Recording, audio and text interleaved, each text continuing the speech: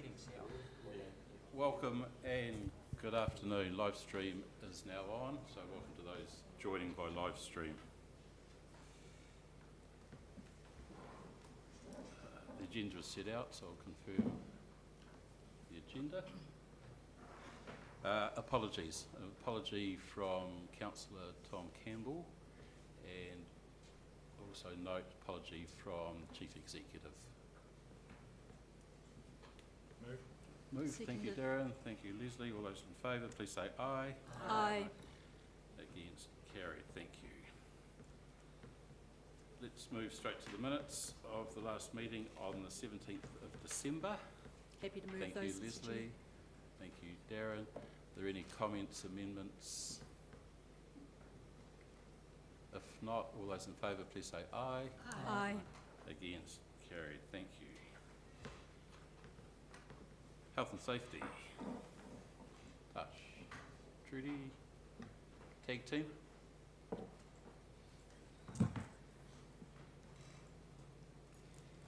Welcome. Thanks for your report, which will take us through. Are there any items you wish to highlight, firstly for the committee? I think the three things that I'd like to highlight is that, as you can see from the reporting, that our good safety culture and the easier reporting that we've done has resulted in a 13% drop in injuries. That was from 23 to 24. We've had an increase of near-miss reporting and risk reporting, and we've had a 90% reduction in incidences. So that's going along quite nicely. The other thing is that the support we give our workers has been well utilised. EAP sessions have increased 40%. And our improved contractors, you'll see on the last page, the contractors that we are engaging are sitting at 87%.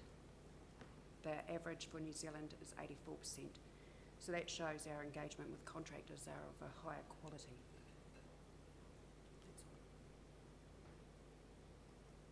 Thank you. Darren. Thanks, Chair. So the increased reporting of near misses, is that a result of improved vigilance or an increased number of risks that have presented themselves?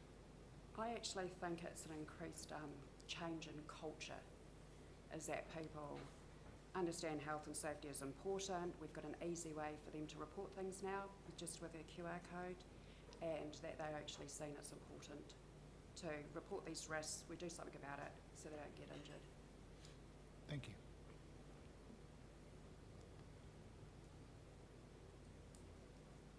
Certainly. Trish first, then Grant. Thank you. This is page 21, the health and safety dashboard. Oh, sorry, page 21 of our board books. It talks about the hazard control review, and you identify that there are 8 overdue as at November, December. Are they planned to happen soon, or why is that? Yes, so those ones there, they relate to how we store our risks in the risk register, and depending on the rating that they are is how often they're reviewed. So when this was done, this report was put together, they were outstanding at that point, Yep. but they have since been reviewed. Great. We have one. Thank you very much. Grant. Yeah, thanks, Chair. Thanks for the report. Just a few questions just to clarify. So where do I start? The incidence of reporting on page 7 of 8 of the report, the EAP service. Just to get an understanding of that, is that like how many actual people is that, or is it is it a person that's accessing the service several times? Okay. I think there was a reference in the report that said that 29% of staff have used it. So that's correct? Yeah, so that's from when we first started using this service, and that dates back to May 2022. Right, That okay, first, total, yeah, right, okay. The first chart there that says Ray's contacts, that's unique people contacting Ray's. Yes. So that's not a person who contacts every month, it's It's a new recorded. person. That's a new Everyone person. recorded in that. Right, Yep. yeah, okay. And the bottom one is sessions. So just with that chart, you can see that there was 8 people who contacted Ray's in January, but there Yep. was 9 sessions. Yeah. So that would mean someone's had 2 sessions during that month. Yeah, so, the so what piece, and it's probably referring to page 6 of 8 on the report, around the pain, strain, discomfort continues. You know, so what interventions are we doing to ensure that we have less people that have pain, strain or discomfort? Yep. So we've got some manual handling courses happening, and we're trying to implement trolleys instead of people physically carrying stuff. You can use a trolley, so that makes it easier. And also for people who are desk-based, we've got some workstation assessments happening. Right. Do we do anything like, you know, get up and walk around every 30 minutes or so like that? You know, so, you know, I mean, there's pretty strong evidence in sedentary roles that, you know, people need to move as much as they can, use the stairs instead of the lift, that type of thing. Do we do encouragement of that for people? That's done ad hoc by managers as appropriate, but most people, we know people are taking their breaks, having their stretches. There's an element of we want people to own their day and make the right decisions about their health, and making sure their things like, I've got walking meetings, so we'll do a one-on-one when we'll walk around the block as opposed to sit in a meeting room. But actually there is an onus on, we provide loads of tools for staff and they can take that up in whichever way works for them. Yeah, so that's probably my final question if I can, Chair. So, you know, we've got reported here the incidents, but, you know, and I think you've highlighted the other piece of the reporting we need to see, which is what's the proactivity. So, you know, how many, you know, walking meetings are there, as the example of made, you know, but I think we need to see what the good behaviours that are happening which lead to better health of our staff and safer staff, as well as, you know, what we see here, which is the sort of outcomes of incidents. Because that to me gives us a better feel for what, you know, we're doing these interventions that actually improve our environment and make our environment more safe and healthy for our staff. Through you, Mr. Chair, can I just ask a question for clarity? Certainly. So you'd like to understand what preventative support we offer staff, No, actually actions we're taking to... actions that we take? Yeah, and I suppose it's chucking it back to your team to say, well, how do we represent to this committee the positive steps, and you've given the example of a walking meeting, that's a great example of getting people out and active and those sorts of things. What other things are happening consistently with council staff to, you know, move us forward to be more healthy and to be therefore safe in some of these sort of risks that are highlighted here? Well, I think we can review that and next risk and assurance, see if we can bring something back that identifies for the committee the different processes and things and that are in place. Okay, thank you. Nobby. Yeah, thank you, Chair. Just a couple of issues. Having nearly 30% of our staff using EAP is a great thing, but it's in another aspect not a great thing. So that's a bit of a worry, I guess, and something we might need to give some thought to, given the high levels of abuse that is one of the criteria that's in there. So, but on some of the other things, I noticed on page 3 of the report itself, it talks about our obligations as a PCBU with contractor management, which is a significant chunk of our work. And what I guess I'd add to that is, while you've got 3 bullet points in there, what seems to be missing for me in there is the issue that we should regularly monitor what the contractors are doing at work. So everything above it seems to be that we verify that they're a good employer, their practices are all in place, but we do have an obligation still to be keeping our eyes on what they're doing for us out in the community. And I think if we don't do that, then we're leaving it open to some activity by WorkSafe New Zealand.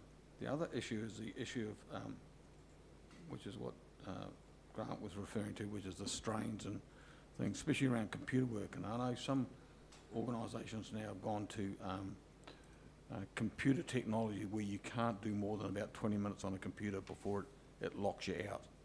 And you physically just can't use it. You have to get up and go somewhere else. So there are lots of initiatives that might be able to help in that respect as well.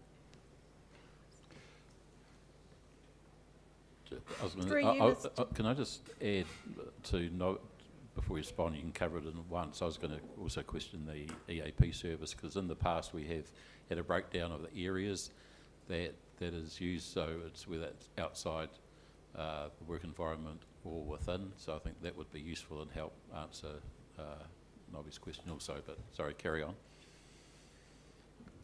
Through you, Mr. Chair, on page 21 of board books, you'll see the safety audits that are completed around contractors, but Erin may be able to provide some more detail in terms of that contractor management space. Thank you. Obviously, the reporting that we get in terms of incidents and near misses from our contractors helps us to, provide a bit of a high-level picture around how our contractors are performing in the health and safety space. But that's only one indicator that we would use, and that's more about tracking how we go against national averages. More useful generally is the audits that we actually do of our contractors on site. It's been a big push over the past 18 months to increase contractor reporting. We had some areas there where we weren't doing audits at all. We've now got in place a rotation of audits across, I would say, all of our key infrastructure contracts, which is the biggest area that we obviously contract out. For example, down at the museum, they're on weekly audits from the team down there. Most of our maintenance contracts are receiving weekly audits as well. And we essentially take a risk-based approach to prioritising which ones get more attention. Thank you. Is that answered, Nobby? Yeah, that helps. Yeah, thank you. Evelyn. Kia ora, through you, Mr. Chair. In the conclusion, it says continued focus on psychosocial risks, which is obviously something that is near and dear to my heart. Are we seeing an uptick, given that there's some quite significant social pressures coming into our community? Are we seeing that within our staff, and what are we doing? What are we doing with that? Because, I guess everybody, it has a flow-on effect, even if it's your child who's affected by loss of a job or a partner or those sorts of things. Is that one of the things that you're addressing? How are we addressing it? And are we seeing an uptick? Through you, Mr. Chair. So I'm assuming, Reverend Cook, you mean in terms of abuse, when staff are facing abuse in situations? It could be, but also the staff themselves feeling under pressure from what is happening externally to them, or... So in terms of, we're finding that mental health across globally has been something, there's been a shift in understanding the value of mental health and taking care of yourself. And our EAP service is there as a confidential and impartial tool that's available for, regardless of whether it's a work or a personal issue, we have that in place. We can only deal with things if staff tell us about them or how much they'd like to confide, but people go through different things every day, whether it's they're grieving or whether they're dealing with something else going on in their family life. We have supports around that for staff, and we're aware and take different actions, but it comes down to us being aware in the first case, and then we follow different processes. In terms of what we're seeing in the community, there are some areas that have seen an uptake in abuse, and I don't know if my colleague wants to comment on that, but sometimes in the regulatory space we get challenged, and that's hard for staff, so we're making sure that we put enough support in for them. But a lot of people across New Zealand, council staff across New Zealand, have seen post-COVID that there's been people who are more reactionary or might be quick to anger in the first instance, so it's not unheard of. We're making sure that we keep abreast of all of that, and also at the same time making sure, and it's in the report, we're offering resilience training for staff, because sometimes it might be one thing after another, so putting in the right support for them. Don't know if I answered your question, sorry, Reverend Cook. Not quite the uptick answer, but the rest of it, thank you very much for your clarity. Right. If there are no further questions, could I have someone prepared to move the recommendation that we accept the report as evidence? Thank you, Leslie. Thank you, Darren. All those in favour, please say aye. Aye. Against, carried. Thank you. Thank you, ladies. Jamie, welcome. Financial risk update. Again, we'll take your report as read. If there's anything you wish to highlight. Not too much this month because it has been only 1 month since the last report has gone up. So this is for December. The previous report was for November. There's been minimal movements between those two dates. Yeah, I'll just open up for questions. Open it for questions, if any. None from Lobby. Yep, Jamie, on page 30 of board books, you've got Invercargill City Council borrowing at 125 million. Can you give us an idea, just a ballpark figure of what the net debt is based on that? So what's the offset with what we've got sitting in the bank and what we've got on loan to our holding company? There's nothing on loan to the holding company at present.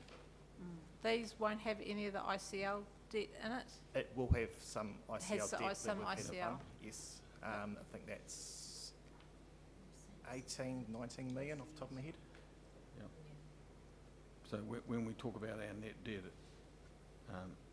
if you look at what we've got invested in the bank and what we've got with ICL, the figure's much lower than the 125 you've got there on page 30 from a net debt perspective. Yes, it is. Yep. A ballpark figure?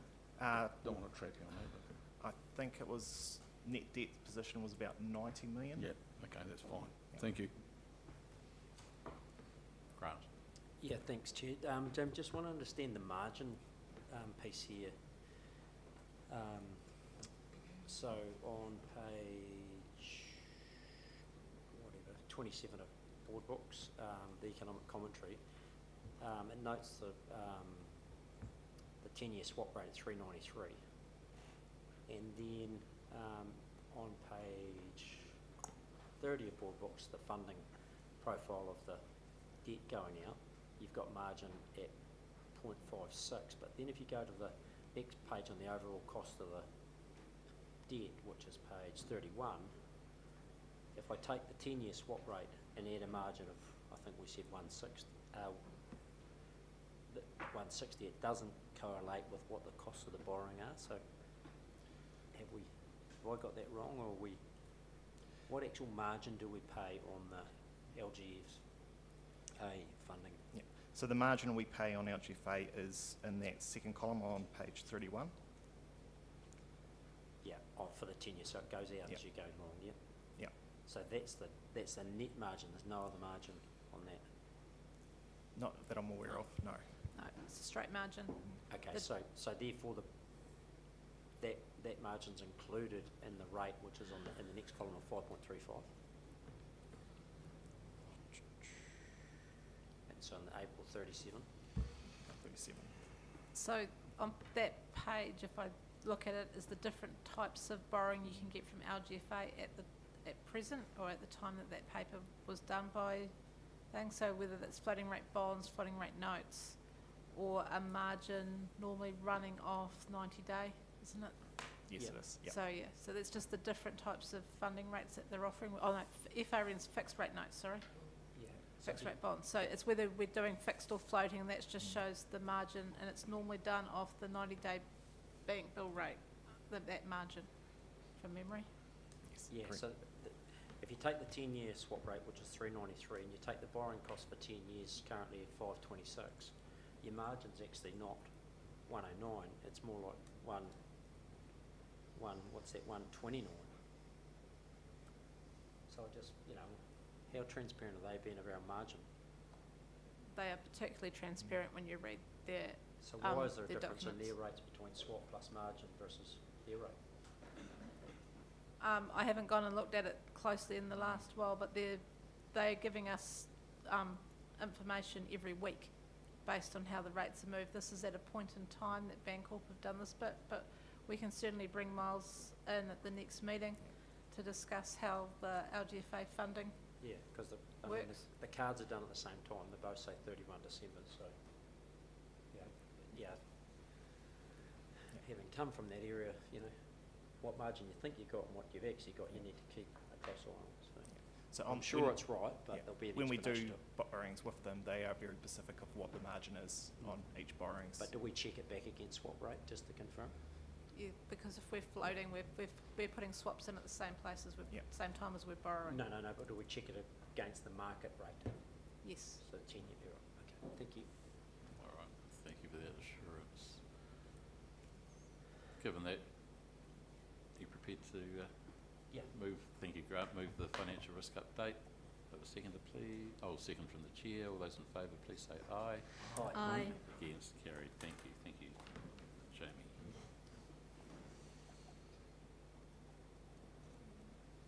Brian, long-term audit management report, thank you.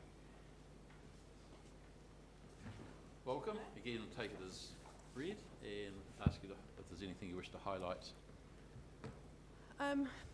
No, I just take the report as read, and it notes that there are additional fees, and it also notes what we are doing or propose to do in response to the management letter, and invite any feedback. Rangi. Just with the long-term plan assumptions, they use a figure for the LTP for this year of 10.46% rate increase in their assumptions. And that's for us to deliver everything we're going to do. There is currently, with our annual plan discussions and everything, that could be, say the apple cart could be upset. And if that is the case, then how does the audit people feel about then the delivery of what they thought they were working on?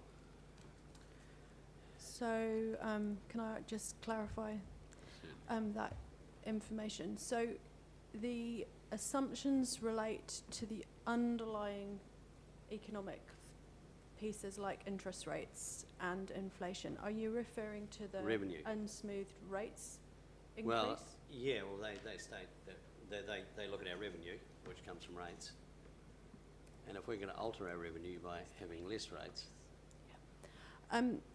So, yes, I understand now, Councillor, thank you.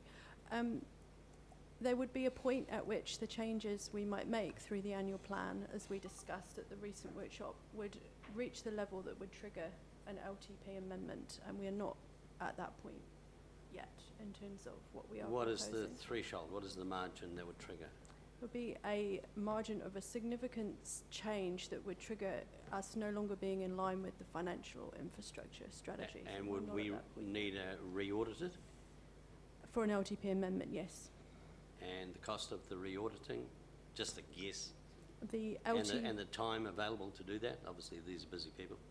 The LTP audit last time, as this report notes, cost $165,000. That includes that additional 25. Right. Yep. Okay, thank you. Thanks, Chair. Nobby. Yeah, thank you. So on page 41 of board books, it refers to the growth in rates in the next 10 years. So it refers to our rate revenue going from nearly 79 million up to 135. So that's an 80% increase over 10 years. So for lay terms, it takes your average rate from 2,600 up to about 4,700. So it's about $40-something a week. So I just want to get some idea of what drives that prediction.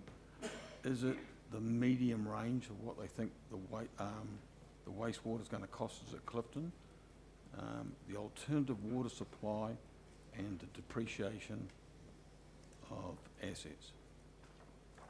Because I know when I looked at a bit further in the report, it talks about options for an alternative water supply that were sort of 40 million at the low end, and at the top end it was about 900 million, and they've gone mid-range. So I don't think this council would be thinking about 450 million for an alternative water supply. I'll refer that question to Patricia. Through you, Chair.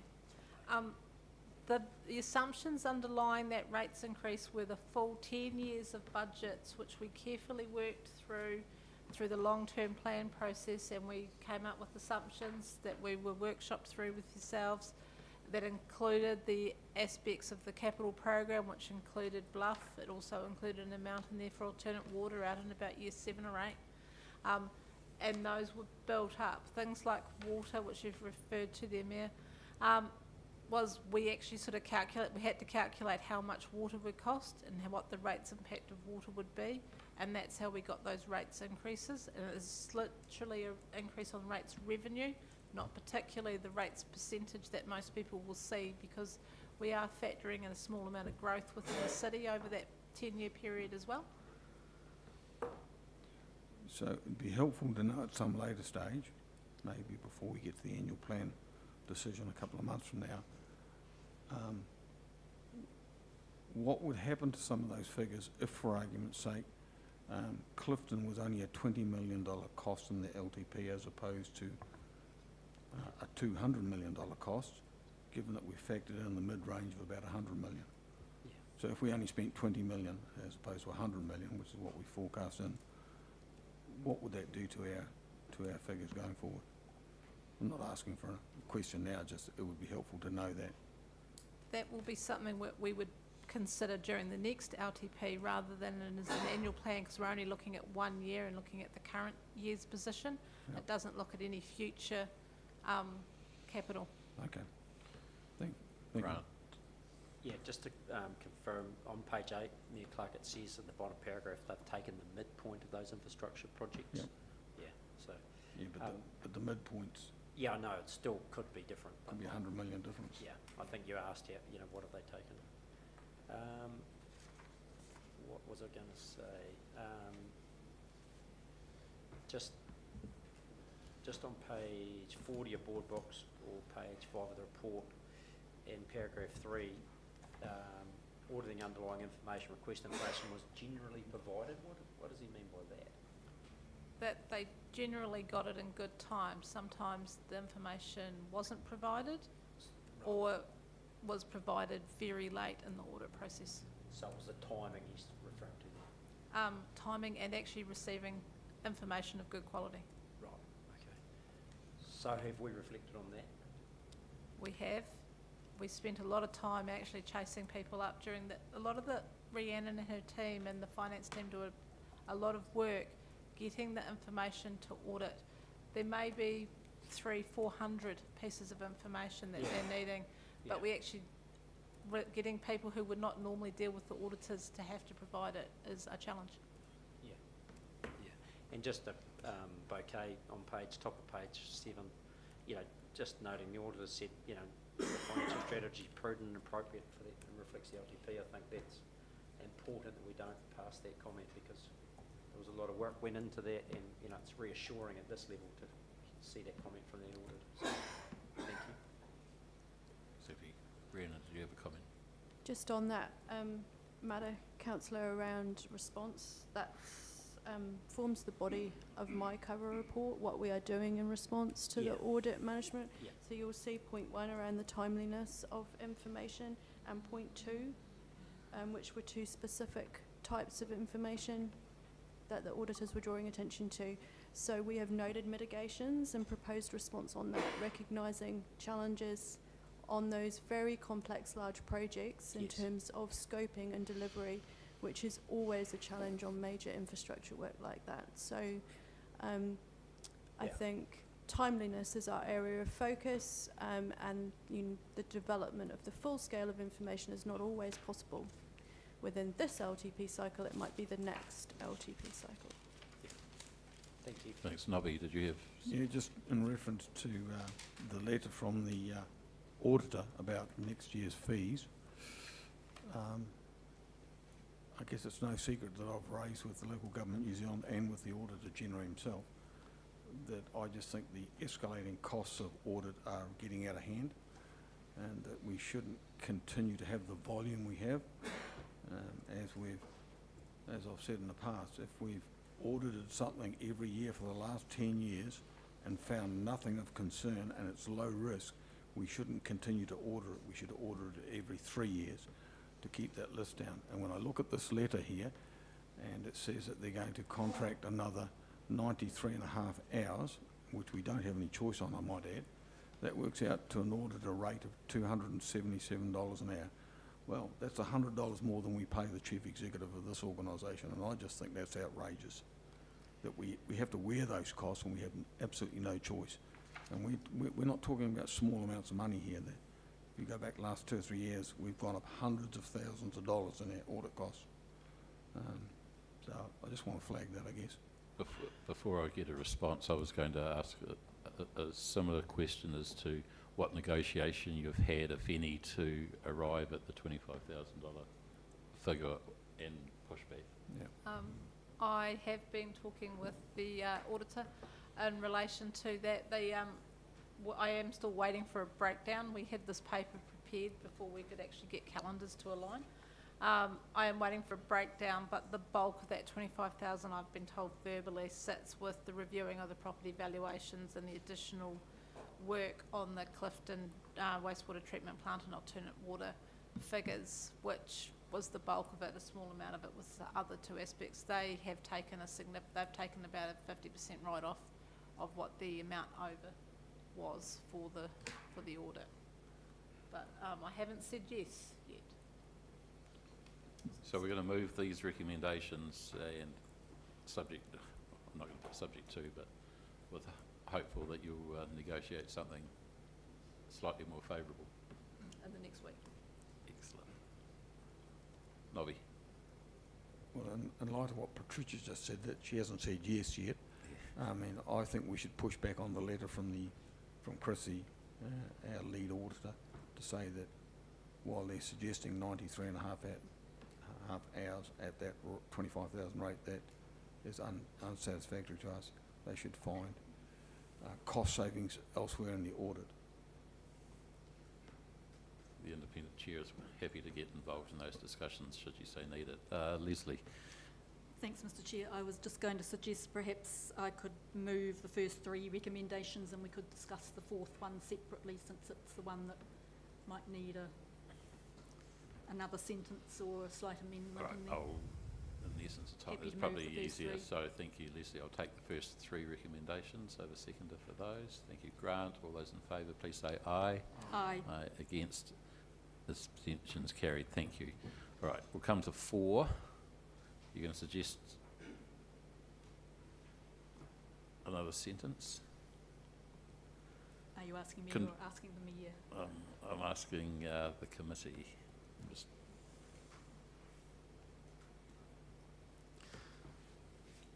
subject to a more favourable discussion.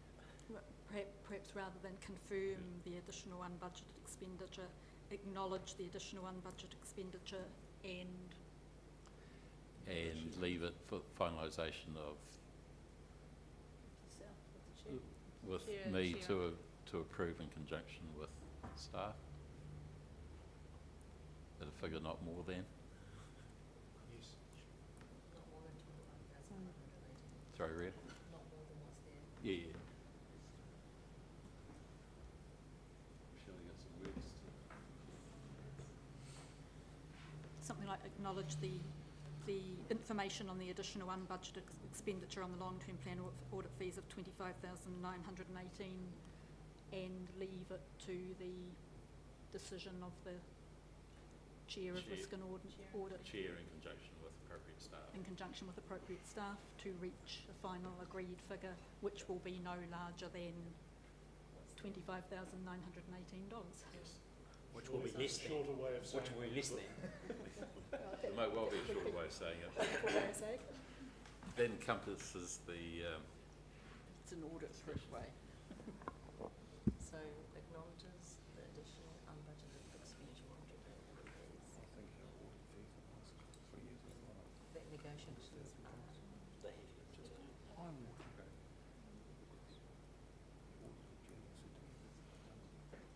It's because internationally there are more things they want to check. They're not all very well check. Something else done, but less frequently than ours and out. Yeah, that's right. Have you raised that? No? No, but I will do. I've raised it with the audit general himself. I just got to acknowledge your concern to.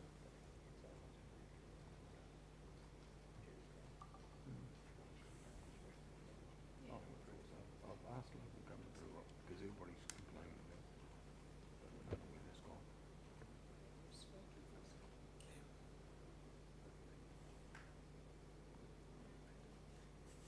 yeah, like 25. Combination of all the words that we've heard. Is that read right, Leslie? You didn't put less than. Not exceeding. Exceeding. Not Less exceeding. than. Exceeding sounds We're going to use professional. this sort of triangle. Right, Leslie's happy and I'll second it. All those in favour, please say aye. Aye. Against, abstentions carried. Thank you very much. Thank you, Rihanna. Tax risk governance. Good afternoon. Excellent. Nothing to say very exciting about this policy, except as highlighted in the report, this is simply a review of the existing policy with no significant changes recommended.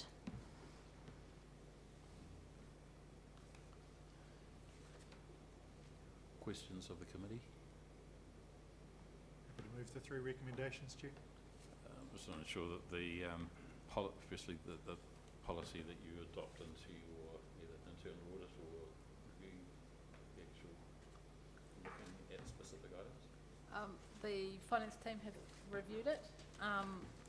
We have received no updates from our normal tax advisors that of specific things that would need to be changed. This is a very general policy in that it covers most aspects. Thanks. Grant? Yeah, thanks, Chair. Just page 59 of Board Books, tax awareness and training. So that has been happening, or is that a new? That has been happening. We access training from our tax provider, specifically local government training as well. So how capable would we be around that area, do you think? We are reasonably capable. The team, GST is GST, doesn't matter. That's right, yeah. Yeah, but there are some peculiarities in local government, Yeah, and as there are in many sectors. yeah. Okay, thank you. All right, thank you. Darren's moved it. Over seconder. Second. Thank you, Leslie. All those in favour, please say aye. Aye. Against, abstentions carried. Thank you very much. Thank you, ladies. Move from the chair that we move to public excluded. Thank you, Grant. All those in favour, please say aye. Aye. Against, carried. Thank you.